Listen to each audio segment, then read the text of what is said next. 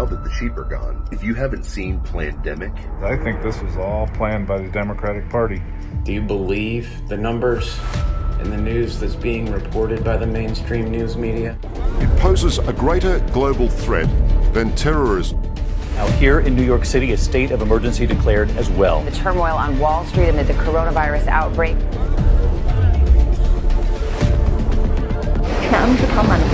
Been brainwashed. There's not enough to make this a pandemic. This is a planned demic. A planned demic.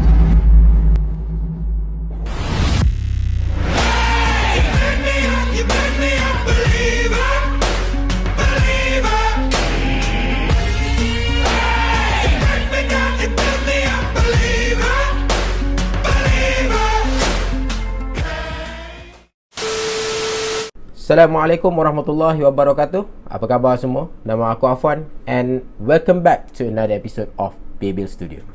COVID-19. Bila ada COVID-19 ni, kita boleh nampak kesan pandemik ni pada dunia sekarang ni.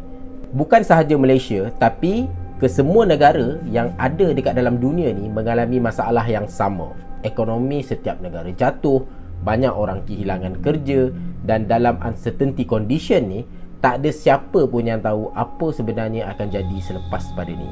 Dalam duk kalut-kalut ni kawal pandemik ni semua, muncullah pula pertembungan ideologi yang bagi aku pertembungan ideologi ni adalah pertembungan yang sangat dahsyat. Manusia sekarang ni dalam situasi berteka-teki sama ada COVID-19 ni adalah sebuah pandemik yang betul-betul jadi ataupun ia adalah sebuah pandemik yang dibuat-buat. Erti kata lain, aku boleh cakap sebagai plandemic. So today, aku nak bawa korang semua tengok hujah-hujah yang mereka pakai bagi menyokong teori COVID-19 ni sebenarnya wujud di alam realiti, dan apa pula hujah yang satu lagi geng cakap untuk menyatakan COVID-19 ni hanyalah teori konspirasi semata-mata. Kita pergi dekat plandemic dulu. Orang-orang yang menyatakan COVID-19 ni adalah sebuah plandemic ataupun pandemik yang dibuat-buat, hujah yang digunakan kebanyakannya adalah hujah yang berdasarkan teori. Dan teori ni semua kita tahu. Teori ini dinamakan sebagai teori konspirasi. Teori konspirasi ni adalah bahan hujah yang masih belum lagi dapat dibuktikan secara solid sebab dia tak ada kajian yang terperinci daripada segi ilmiah dan juga daripada segi saintifik, dan benda tu tak autentik dan juga langsung tak solid. Persoalan yang pertama, adakah teori konspirasi ini kita boleh tolak bulat-bulat? Kalau anda berfikiran kita boleh tolak bulat-bulat, jawapannya adalah salah. Kita tidak boleh tolak teori konspirasi secara bulat-bulat. Teori-teori konspirasi ini boleh diguna pakai. Bahkan ada teori konspirasi yang pernah dibuktikan bahawa wujudnya agenda-agenda tertentu untuk mencapai matlamat-matlamat tertentu. Tapi untuk membuktikan teori konspirasi ini benar-benar wujud, memang kena perah otak sikit lah. Untuk melihat satu teori konspirasi itu sama ada dia betul ataupun tidak, kita kena tengok satu situasi ataupun satu keadaan tu dari segi perspektif yang berbeza, dari sudut pandang yang berbeza. Contoh, kalau aku boleh bagi dekat korang, revolusi Eropah dan juga serangan Pearl Harbor. Kedua-dua peristiwa ini ada agenda konspirasi di sebalik kejadian tersebut. Tetapi secara zahirnya kita tak nampak apa-apa pun. Selepas rentetan peristiwa itu disusun, boleh dikatakan agak jelas agenda sebenar kenapa peristiwa itu terjadi. Dalam kes COVID-19 ni, mereka cakap golongan yang menyokong teori plandemic ini, COVID-19 adalah salah satu penyakit yang sebenarnya tak wujud sama sekali. Penyakit ini sebenarnya sama je macam flu biasa, batuk biasa, demam biasa, sesak nafas biasa, dan mereka cakap COVID ni sengaja diadakan kerana that secret organisation nak kontrol dunia. So ini adalah agenda dia sebenarnya. Bukan cerita lama benda ni, dan semua orang pun well known keadaan tentang this kind of organisation. Bahkan kita tahu kot apa agenda mereka dan apa sebenarnya yang mereka nak. Persoalan yang kedua, adakah sudut pandang mereka yang melihat pandemik ini adalah sebuah plandemic dengan menyokong teori konspirasi itu adalah salah? Jawapannya masih lagi tidak. Proven kot hari ni. Kalau kita tengok macam mana ekonomi dunia jatuh gara-gara pandemik COVID-19, dan ada banyak player-player baru yang muncul disebabkan oleh situasi ni. Dan ada banyak lagi benda-benda yang berlaku, which is kalau korang tanya diri korang sendiri, yes, ada benda yang sedang berlaku sekarang ni agak meragukan. Isu persoalan vaksin paling panjang perbahasan dia. Mereka ni menolak vaksin. Itu fakta. Memang diorang tolak vaksin. Tapi kenapa? Mereka percaya vaksin adalah program imunisasi yang mana di sebalik program ni ada rancangan jahat yang sedang berlaku. We are not talking about halal or haram, tapi kita sembang benda yang lebih besar daripada tu. Aku nak tanya korang pernah dengar tak tentang Lucifer program? Ataupun korang pernah dengar tentang teori konspirasi berkenaan tentang MK Ultra secret program yang melibatkan CIA? Ataupun kita nak cerita pasal HUB? Semua benda ni dikaitkan dengan vaccination. Mereka percaya ada something dalam vaksin tu yang mampu untuk control human being dari segi pemikiran, pergerakan dan macam-macam lagi. Senang cerita, bila manusia dicucuk vaksin COVID-19 ni, macam kena hipnotis macam tu lah. Macam tak sedar diri, senang dikontrol. Apa sahaja benda yang kita buat senang dipredik dan sebagainya. Dan kebanyakan teori-teori ni bukan didedahkan oleh orang-orang yang biasa, orang-orang yang tak ada apa-apa, tapi didedahkan oleh pakar-pakar perubatan sendiri, orang-orang yang ada nama dalam bidang medical healthcare ni. Timbullah pula soalan yang ketiga. Adakah kepercayaan mereka salah? Ada kes dekat US, mereka menolak vaksin kerana mereka percaya ada something dekat dalam vaksin tu yang nak dimasukkan ke dalam tubuh mereka. Ada juga kes seorang ibu memfailkan saman sebab anak dia sakit selepas divaksinkan. Ini semua cerita yang korang boleh ambil dan tengok dengan mata kepala korang sendiri. So, secara kesimpulannya, adil ke kalau kita nak cakap mereka ni bodoh? Orang yang menolak vaksin, orang yang mempercayai teori konspirasi ni adalah orang yang bodoh.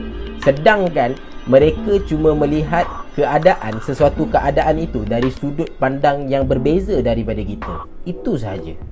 Dan sekarang ni kita pergi pada pandemik. Bila ada individu ataupun masyarakat, sekelompok masyarakat yang berpegang kuat pada teori konspirasi, maka orang-orang yang menyokong teori pandemik ni keluar untuk menafikan fakta-fakta daripada teori konspirasi. Tapi bukan semua teori konspirasi yang mereka akan nafikan. Ada beberapa sahaja teori konspirasi yang mereka akan nafikan, terutama sekali melibatkan soal-soal saintifik. Dan kita semua tahu, bila hujah datang daripada golongan orang yang menyokong pandemik ini, ia lebih bersifat saintifik dan dia lebih bersifat ilmiah. So, dia adalah solid dan autentik. Dia ada kajian, dia ada proven dekat situ. Daripada hujah mereka, COVID-19 sebenarnya wujud daripada segi saintifik. COVID ni sebenarnya datang daripada family coronavirus. SARS, MERS-CoV itu adalah salah satu daripada this virus punya family. Dan dia ada banyak lagi subtype yang lain. Isu pasal COVID-19 ni baru wujud. Dia bukan baru tahun 2020 ataupun hujung tahun 2019 baru corona ni muncul. Sebelum terjadinya COVID-19, virus ni dah mengalami beberapa kali mutation. Sampailah ke tahap form dia yang kuat dan mampu menyebabkan pandemik. Pokok dia adalah COVID-19 tu betul ada. Yes, dia bukan satu konspirasi semata-mata.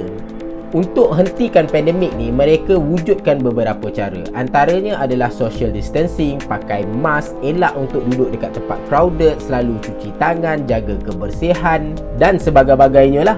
Sebab apa boleh keluar SOP ni? Sebab daripada hasil kajian, this kind of virus, dia spread melalui apa? Dia spread melalui aerosol, lepas tu sentuhan, dan ada juga pakar yang menyatakan dia tersebar melalui udara. Tetapi pakar-pakar ni juga bersetuju yang SOP mereka jalankan hari ini tak mampu untuk hentikan pandemik ni secara total. Dan come out lah the one and the only way untuk stop this pandemic adalah penggunaan vaksin. Daripada sinilah tercetusnya satu perbahasan panjang di antara anti-vaksin dengan bukan anti-vaksin. Persoalan yang seterusnya, dan aku pun tak ingat dah persoalan nombor berapa. Adakah golongan anti-vaksin ni faham betul-betul macam mana vaksin berfungsi untuk meningkatkan imuniti badan dari sudut ilmiah, daripada sudut saintifik? Bagi aku, ramai lagi yang tak faham. Sebab ada individu yang boleh cakap, anak saya tak ambil vaksin pun, tapi Alhamdulillah sampai hari ini hidup je, tak ada apa masalah pun. In this point, aku nak bagi sikit lah. Vaksin ni dia berfungsi secara berkelompok. Contoh, kalau satu kampung ada 1000 orang, seorang saja yang akan ambil vaksin, seorang saja yang bersetuju untuk ambil vaksin, 999 orang tak nak ambil vaksin, maka penyakit yang berjangkit tu masih lagi boleh tersebar sebab kuantiti orang yang tak ambil vaksin besar. Tapi kalau orang yang tak ambil vaksin tu cuma seorang, 999 orang setuju untuk ambil vaksin, berkemungkinan besar penyakit berjangkit itu dapat dihentikan. Itu adalah kenapa vaksin diwujudkan. Macam mana vaksin boleh jadi macam tu? Banyakkan membaca, jangan hentam je. Fungsi sebenar vaksin pun kita masih tak boleh nak digest. Macam mana pula kau nak hadam mekanisme vaksin tu dekat dalam badan? Lagi complicated. Yes, memang betul-betul complicated. That's why mereka ini digelar pakar. Tak fair kalau kita tak bersetuju dengan hujah-hujah mereka ni, sebab mereka membuktikan sesuatu perkara melalui hasil daripada kajian. Kita tak boleh nak buat kajian dan kita senang-senang nak condemn pendapat orang lain. Tak cukup dengan tu pula kita hina orang-orang yang bertugas sebagai frontliner ni, terutama sekali dalam bidang kesihatan, dan kita label mereka sebagai tentera-tentera Dajjal. Ada juga yang cakap yang diorang ni semua dah kena sign kontrak dengan that secret organisation, so kena jadi pak turut lah sampai mati. Kau rasa adil ke macam tu? Menghukum hanya dengan tengok satu pendapat, tidak tengok pendapat yang lain. Itulah dia antara hujah yang mereka pakai bagi kedua-dua belah pihak. Sebenarnya kalau nak ikutkan, banyak lagi hujah yang mereka usulkan, tapi buat masa ni cukup sampai situ. Kesimpulannya, bagi aku sendiri, manusia ni dia ada pendapat masing-masing. Yang A dengan pendapat dia, dengan B dia ada pendapat dia sendiri. Untuk aman, hormati pendapat orang lain dan jangan berbalah disebabkan cuma ada perbezaan pendapat. Terima kasih sebab dah tengok video ni sampai habis. Kalau korang suka, tekan butang like, boleh share video ni banyak-banyak dan jangan lupa tekan butang subscribe. Kita jumpa lagi ada next video. Hujah telah diberi, pilihan ada di tangan anda. Berfikirlah secara rasional. Aku gerak dulu. Apa-apa Roger. Assalamualaikum.